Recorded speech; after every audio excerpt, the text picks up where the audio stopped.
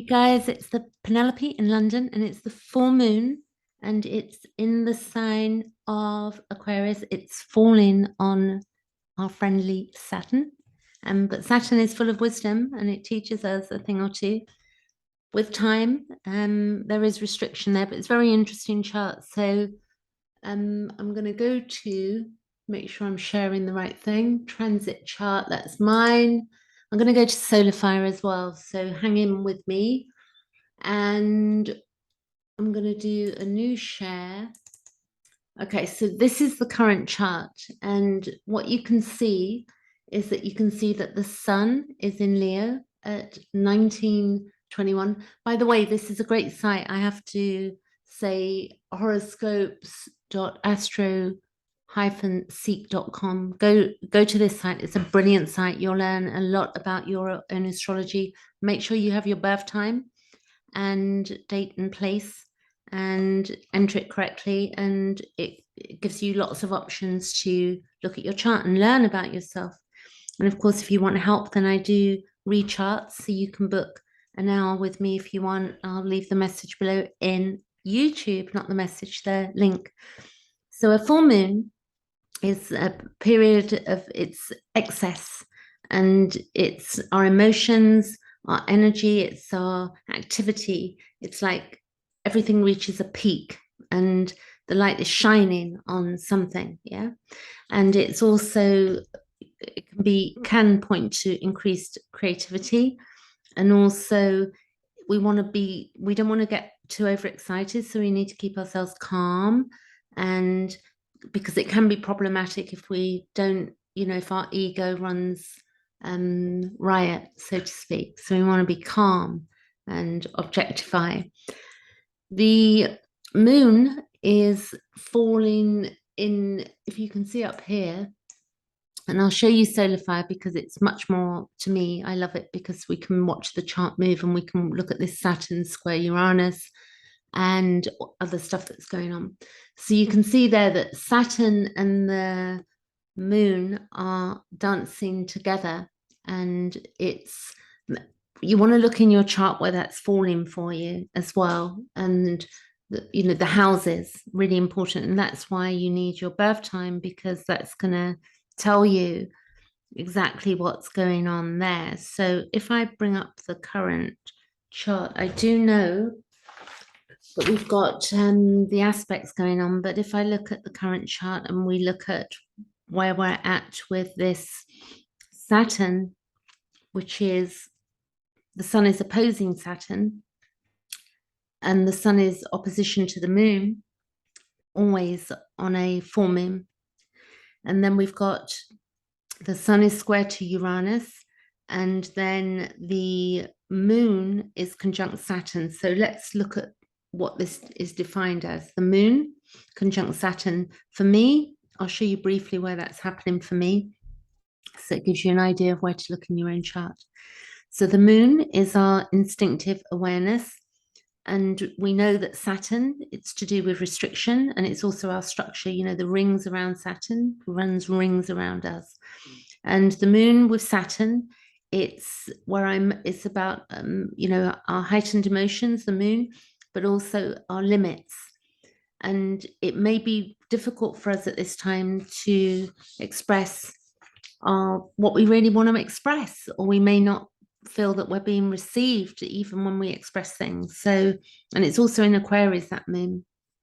I'm going to explain to you what Aquarius moon means, or the archetype of Aquarius.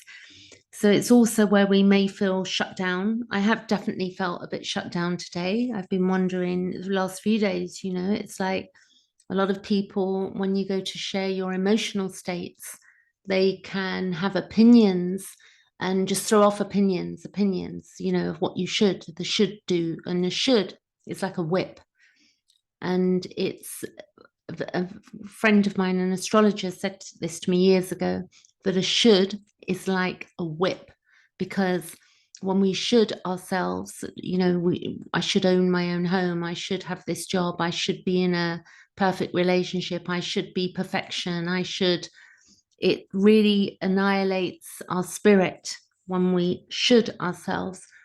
there are things we can, better off basically saying, I choose to, do something different. I choose to do something new, to try and get rid of the word should, because we're definitely not living in a time where should is going to work out very well, because we've got this energy going on, or this interaction.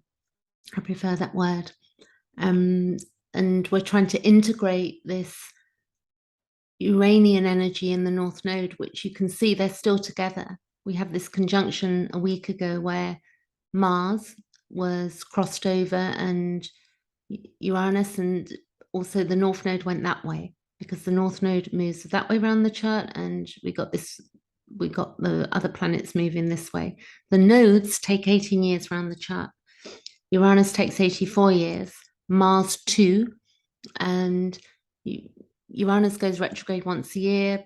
Every 2 years, Mars goes retrograde, and it's going to go retrograde in Gemini, which is to do with our, Hermes, the traveler, and our communication. I did hear somebody talk about money on that. And I think in a way, we've got this monetary thing going on with Uranus and the North Node in Taurus. We're resolving something, something new is coming, and it could be shocking as well by the looks. We don't need to be scared. We're just living anyway. If you think, I looked back at an older video of mine today, and in 1778, the dollar sign, I can't remember the guy's name. Maybe I'll Google it, or maybe not now. But the guy, I think it was Pollock. I could be wrong. I don't want to get it wrong. But the guy who invented the dollar sign, that was 1777, 1778, 1778, and it was when Pluto moved into Aquarius, from what I remember. So we can see that different things come. I mean, we can see now money is sort of dwindling. Money gets printed off, it gets spent. Governments are running out of money. We had COVID, more money was spent. And then depending on our education and our understanding, and I don't mean education in like, doing PhDs and stuff like that. I'm talking about depending on our research and our level of understanding of what's going on and what we're looking at and who we're talking to as well, then we're going to know different things. We all know something different. And definitely there's a coin. We know we've got Bitcoin, and then we've got this other, we're talking about money here, Bitcoin, and then we've got this other type of money. We've got gold. Years ago, it used to be, hundreds of years ago, it used to be salt. We had coins, the Roman times. So once upon a time on Earth, there was not such a thing as that. There was exchange, but there was not money as we know it. So the monetary system is changing, and it's very interesting to me because we're looking at the Aquarian energy, and Uranian energy, which is electricity. If everybody is basically running on Wi-Fi and everybody's money is in the system, which is only accessible through electrical devices, and something happens to a grid, for instance, then, how do we get money? How do we go buy things? So I think there is a plan. I wouldn't say it's great. It's called the Great Reset, but there is a plan. I don't know how realistic some of these plans are. I don't know how well thought out they are for humanity. So will it mean that people barter more? So let's see. I've got a lot of thoughts, inner thoughts that I have on these things. So then we have this moon up here. So I'm going to show you on my chart, and then we're going to solar fire. So we've got the Mars in Taurus. So we know that's moving into the sign of Gemini, then it go retrograde. We got Jupiter in Aries. We got Venus in Leo, which is lovely. I'll just read that to you now. The Venus in Leo, because can you see it's just moved in there. And Venus in Leo is a need, because Venus is our inner needs. Taurus, it's the inner need thing, the connection. And in Libra, it's outward. But in Taurus, the Venus is inward, because the rulers, we're looking at rulers as well. So Venus in Leo, It's where we want to express our passion, creative expression. It's innocence, it's childlike activity, playfulness, validation of self-worth. We want that, but we can give validation of our self-worth to ourselves. It's where we show others their resources and abundance, showing others our resources and abundance rather, and demonstrating need for free expression. We need to be able to express ourselves. We've been so shut down, so monitored, and it's tough because how do we go forward with all of this? There's so many of us on Earth. There's 8 billion of us, 8 billion. And where are we heading? This is the interesting thing. So if I now show you my chart, before I show you solar fire, let's go to this page. So that moon for me, because this is a chart of now, let's see. Okay, so this moon is going to move on to Saturn shortly. And what it's going to do in the next couple of hours, less than that. And what it's going to do, it's going to fall on my true Lilith, which is really interesting. And it's basically going to be, meeting other planets. I say, you may know. If you're into astrology, you can probably see what that's doing. But that moon is squaring 22. It's squaring my AC. It's squaring up here. So if I give you an idea of how that works, so my chart transits, and if I look at them, it's the sun, which is quite lovely, is sextile. So I've got some nice stuff going on here. So it's not all doom and gloom, really all of this is geographic stuff. It depends, where we're living in the world, what our emotional state is right now, our monetary, if we've got access to food, it's awful in some places for some people, and then other places. So we could count or be where we can, as much gratitude as we can, but we don't want to be toxic positivity because there is real stuff going down right now. So my sun is trine to my natal Venus. You can see the sun. It's trining my natal Venus down here. And then the sun is squared to my natal Neptune. So what I don't want to do with that is make any big decisions because, Neptune is beyond the 5 senses and it can be a bit uncertain, or delusional or out there. So the sun sextile, sun sextile my natal moon. The moon is also trine to my natal moon. So look, the moon is here and it's going to trine my natal moon. So this is a nice chart for me. I've got Mars. We're not looking at Mars. We're looking at the moon. And there's some biquintals going on there, which I'm just looking, doesn't show up on this chart, but there's some nice stuff. So what you can do, if you look at this chart, again, this is Astro. The one I just showed you is astro.com, and this one is horoscopes.astro/seek.com. So this is the moon for me. Yeah, you can see this here, 19. This is my birth chart, and then it's transits. So if I go down, I can see what the moon is square to Neptune. The moon is trioctile, which is half a square to Jupiter. The moon is sextile to my Venus. The moon is trine to my moon. The sun is square Neptune. And then the sun is octile, and then to Jupiter. The sun is trine Venus. And then the sun is sextile to the moon.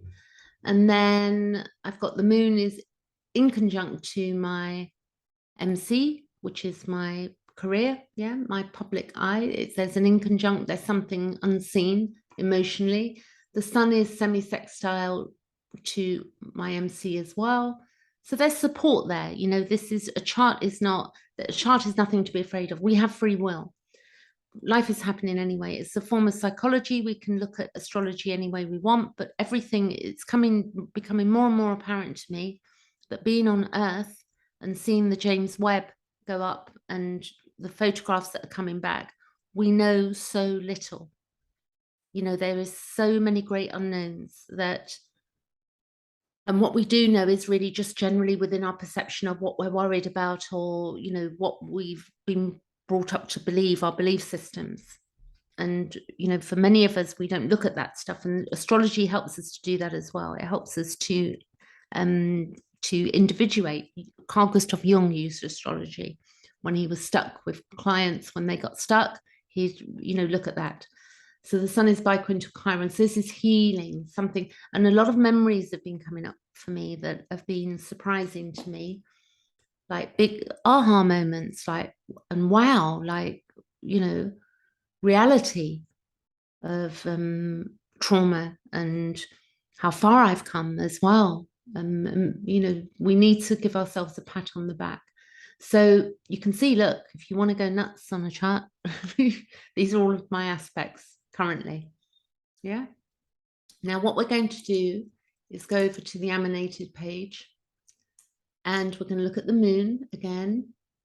Let's get the spotlight, date, and we're going to do this. So where is this falling for you? You can tell me below. I'd be very interested what house. So this is a traditional chart. It's 0 degrees. The time in the UK, this is universal time. It's 1:35 a.m. So it's an hour away here because it's just 1/2 after midnight in the UK. And if you take universal time and work out where you are, you can, you know, but basically it's in an hour's time from now as I'm speaking. So what we have is that we've also got Neptune is at 24 degrees of Pisces. You see all of these retrogrades going on at the moment as well. We have a retrograde Saturn. We have a retrograde Neptune. This happens every year. We have a retrograde Jupiter, Chiron. The North Node has moved over, as you can see. Let's go days. And then we've got this Uranian energy is still in square. It's going to square again in September. It's going back into a square. And then by November, it's going to start moving off, which is probably good news. Restriction, breaking free of limitations and shocks and trauma and good stuff as well, like big aha moments beyond, you know, long-term memory. And then we have Mars, and Mars will move into the sign of Gemini, and it will go retrograde there. I'll show you that. So we know that the Leo has Venus Leo. You can see there. If we go back a day, it was in 24 hours ago, it was in the sign of Cancer. And right now it's in the sign of Leo. And Venus in Leo is fun, creativity within relationships, and it's our pride as well, our appearances, value in them, and our possessions, also our inner needs. So let's look at this moon a bit more. The moon is our ancestral inheritance. It's memory. It's our moods, Mother Earth, nourishment, nurturing. It's where we can be passive, can be the past. It's our responsiveness, safety. It's our feminine side of the self. We all have that, male and female. And it's the female role. It's our feelings. It's food. It's the bottom of the chart. You know, when we look at the sign of the moon and it's to do with Cancer, and Cancer is the bottom of the chart. It's really deep stuff. It's our habits. You know, sometimes we have habits and we don't even know where they've come from. It's our instincts. It's our home. It affects the tides on the earth. It can also be our unconscious responses. It's also where we have our memory and where we are belonging, and our body. It's the breasts, it's childhood. It's our conditioning as well, our childhood conditioning. So you know, when it's working well, the moon, it's our imagination, it's our sensitivity, it's our lovingness and inner contentment.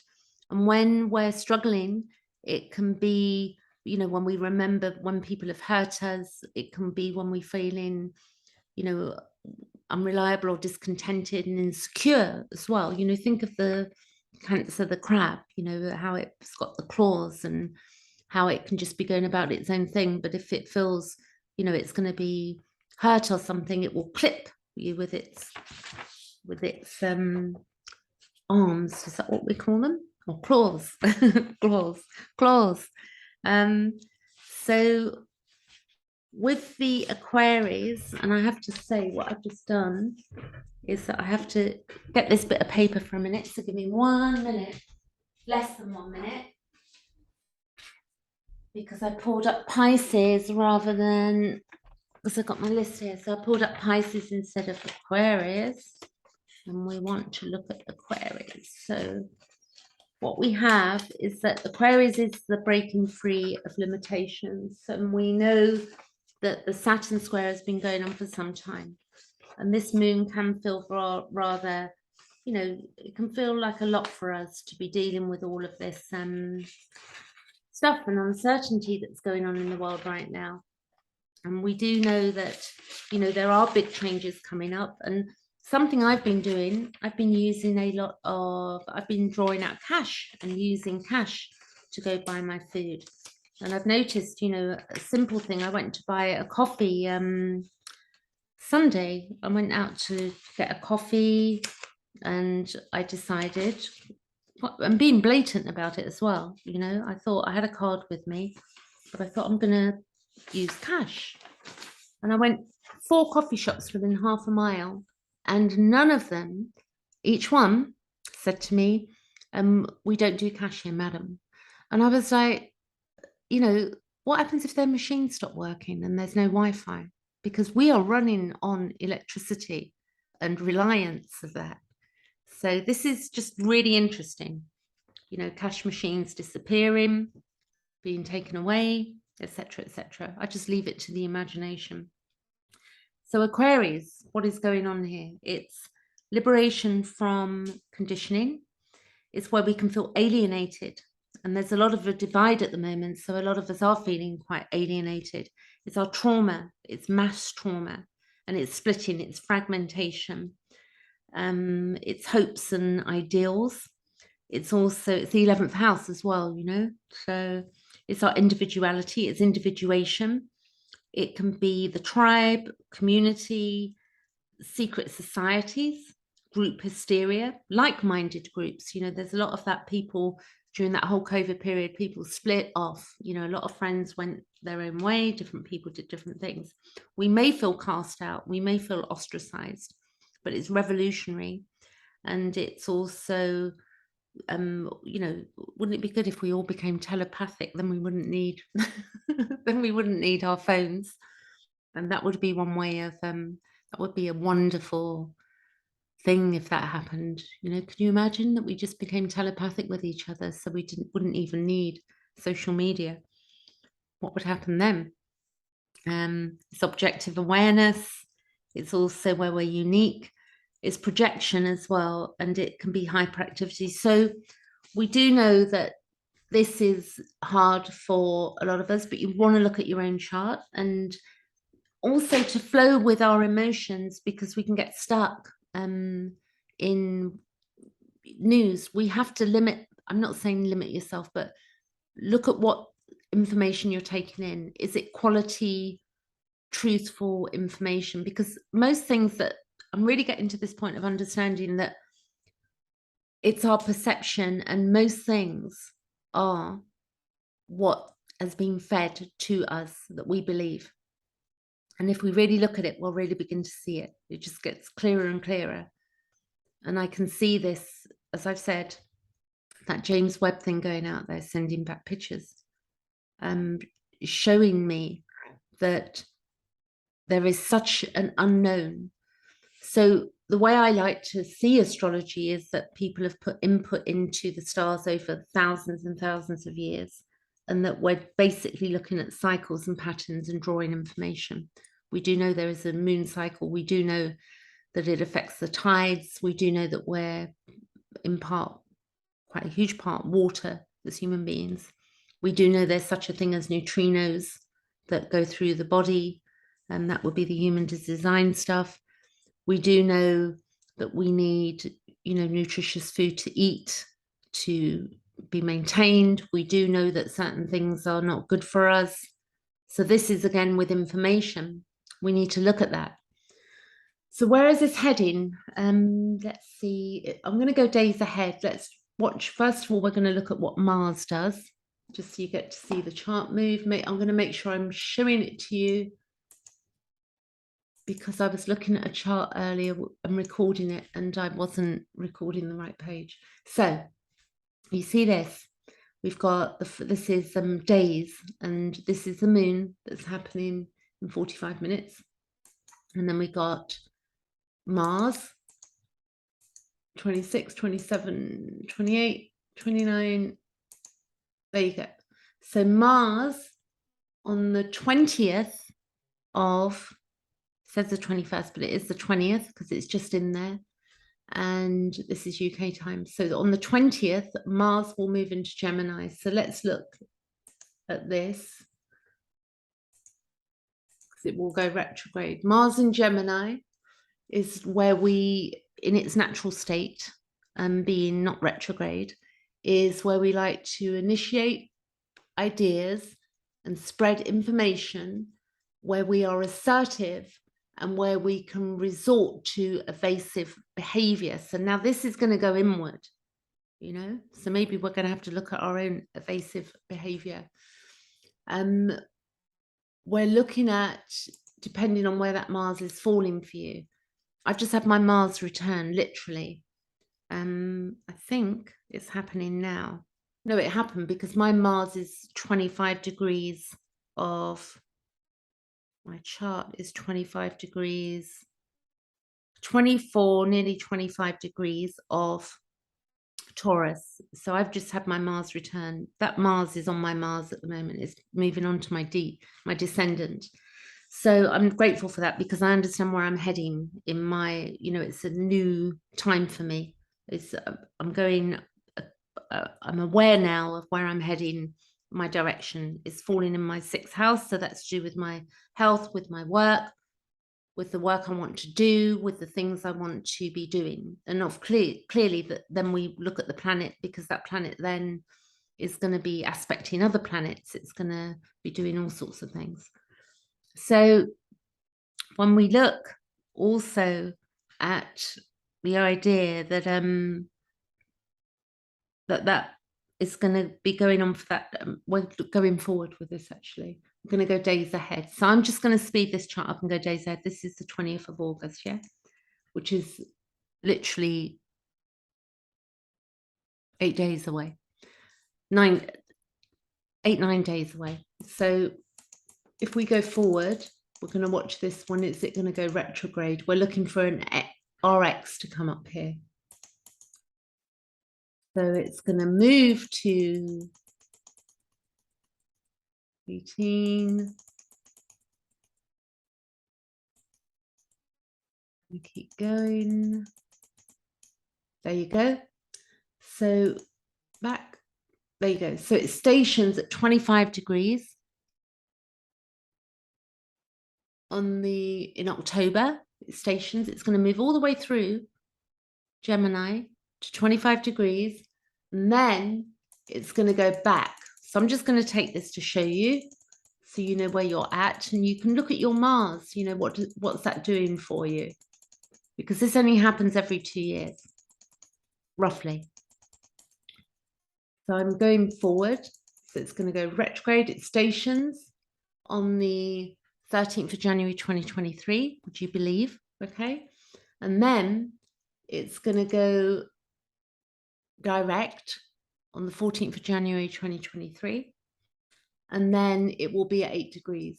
So it's going to be in the sign of, when we did that, this is going to be quite some time that this is in the sign of Gemini. So from in a week until the 14th of January, no, even longer. So when does it come out? This is the other thing, because it's going to go forward again.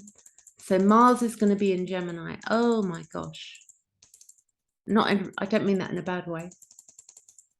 just in like, wow. And then it moves into the sign of Cancer in March 26th, 2023 or 25th. So that's going to be there from next week or so, which is the middle of August. So let's say September, October, November, December, January, February, March. So for 6.5 months, Mars will be in Gemini. So we really want to look at that. I haven't looked at it deeply yet, but I will make a video on it. And we're going to come back to today. That's a line up, because when that goes into the sign of Cancer, we've got the sun will be at 5 degrees of Aries, and Mercury will be in Aries, and Chiron will be in Aries, and Jupiter will be in Aries. And then you see that north node there?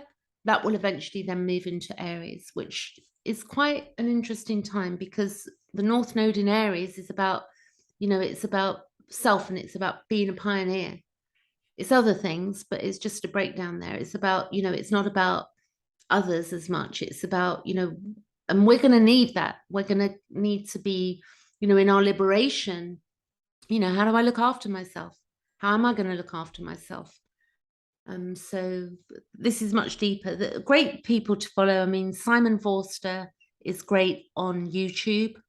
Simon Forster, Raising Vibrations. And then also I love of late the Leo King. And then he's working with a guy on human design as well. They're brilliant people to listen to. So, just go to the Leo King channel, you'll see it. And then we've got, if I come back to today, which is the 12th of August 2022, and you see here, this is back to where we are right now. So however you're feeling, we basically, we're solving a lot of things. People, like, a lot of us can worry about what we think is going to happen, but generally, whatever happens, we get on with it. Look how we managed, and very hard for some people, a lot of loss, but we managed through such a hard time, 2020, 2021, we're going through 2022. We know in the human design, it's going to 2027, which is the sleeping phoenix, and we're going through a big shift. Again, I don't know loads about that, but I do know that in human design, I am a sleeping phoenix. So I live that way. I understand about the withdrawal, and then the, being active. And it again, you can look at that if you wish to look at that. Google what that means. And then to me, the most important things, but I've got a 6th house, a lot of stuff, planets in my 6th house. So the most important things to me are keeping healthy, and my own electrical system, my own state of being at peace, like learning to do things I love, like go out, and it sounds really healthy, go out and buy an ice cream. Do something nice for yourself. There are healthy ice creams in the world, haha, if you get me. There's a nice ice cream shop near where I live. So there are many ways we can begin to help ourselves, but sometimes we may need other people in order to sort of have our own aha moments. So if you want to look at your chart, then just you can book a session with me, or do something, get together with people that are on the same wavelength. We're beyond that point where we're trying to coerce other people into our way of thinking. We can just tell people, I'm doing it when I go out, and I'm, I have coffee shops I went into 4, didn't take cash. I didn't buy a coffee from them at that point, because I didn't want to, because I felt wronged. And then there are other ways we can do things, and there are coffee shops that do take cash. So, how long that will last, I have no idea, but, do your bit, follow the soul calling, listen to what's going on inside, because if we're lazy and we just, oh, well, that's just the way it is, then we're not part of the solution. So whatever this moon is doing for you, You know, there is a brighter future somewhere. There may be chaos pre the, you know, the betterness coming, but then we have to keep our basic space, and we have to look after ourselves, don't we? Because there are no saviors ultimately, which is hard because a lot of people, you know, the spiritual crew, and I don't mean that in a derogatory manner, you know, there, and I've been there myself, you know, where you sort of just, it's good to have faith, but you know, and I'm reading, before I go, I'll tell you that Outwitting the Devil by Napoleon Hill. It was a banned book, or he wasn't able to publish it. He wrote it after Think and Grow Rich. I think it was 1938. So I got it, somebody suggested it, and I listened to it on Audible. And what I found was that it's got some really good tips in there. So it's a good book.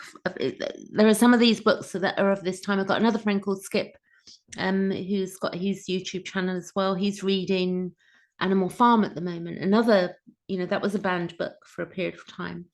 Again, written, I think, in 1945 by George Orwell, and beautiful, of our time, really. It's fascinating to me. So a lot of the stuff we're going through now, it may appear new, but in many ways, it's just a knock-on effect of the past. And it's like the past is repeating itself, maybe not exactly, you know, but there are cycles of time.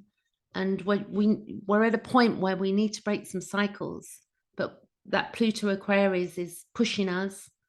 Not Pluto Aquarius, the Pluto will be moving into Aquarius, and there will be a lot of fragmentation. You know, I know a lot of people who started growing their own food, as an example, or learning new things. And, you know, it's interesting times. I'm going to leave it there anyway. Go on. Okay. Enjoy this full moon, whatever you're up to. Catch you later.